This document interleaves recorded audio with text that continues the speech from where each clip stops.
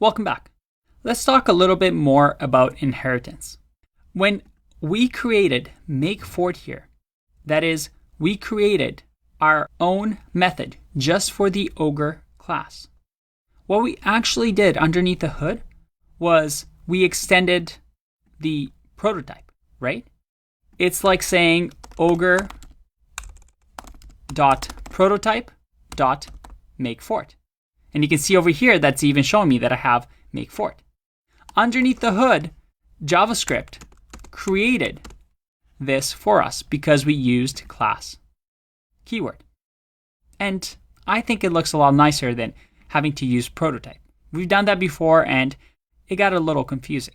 Now, the cool part about this, beyond the fact that it just looks a lot cleaner, things just make sense, and we're using some really important object-oriented principles like classes and extending and creating subclassing and using the new keyword to create instances.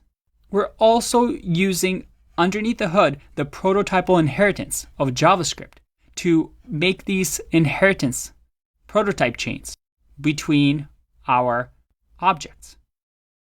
To test that everything is linked properly, let's do a few tests.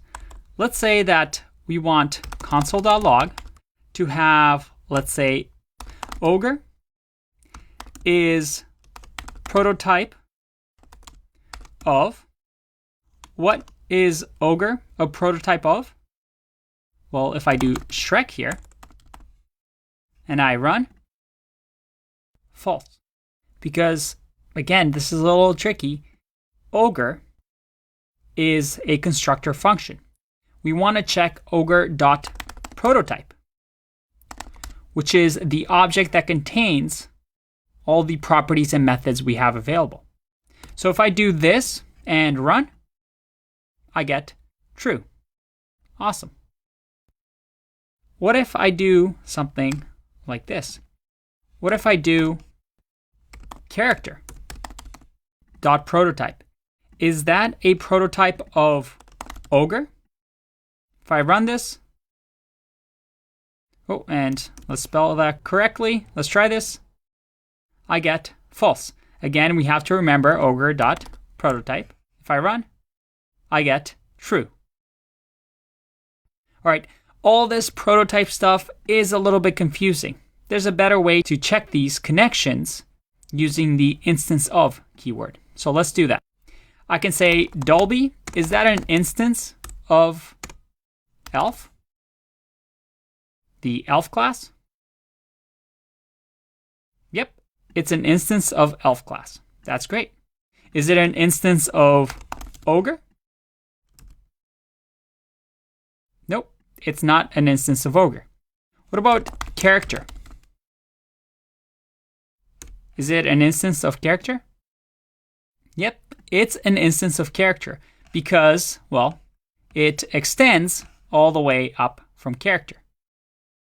So remember that distinction. Instance is when we use the new keyword from a class. We create an instance of a class. Instance is essentially creating a version of the class. Inheritance, which is what we do with the keyword extends, is inheriting something from a higher class. Inheritance in JavaScript doesn't actually copy our functionality. It doesn't just simply copy whatever we have in character. Instead, it simply links up the prototype chain, so you're not creating copies and making things inefficient. Instead, whenever it doesn't find something, let's say on the ogre class, it's going to look up to the ogre's superclass, which is character. So it's creating these efficient linking in JavaScript using prototypal inheritance. And I want to remind you, unlike other class-based languages, JavaScript is, well, just objects. It's objects inheriting from objects. That's it. There are no technical classes. In languages like Java, on the other hand, they have classes that, well, are actual classes. They're a thing. And classes inherit from classes.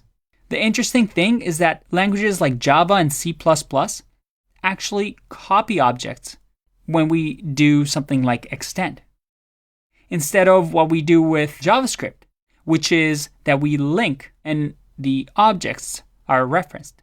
There's actually a bit of efficiency there in terms of memory. All right, let's finish off and wrap all of this up into what we've learned about object-oriented programming so far. I'll see you in the next video.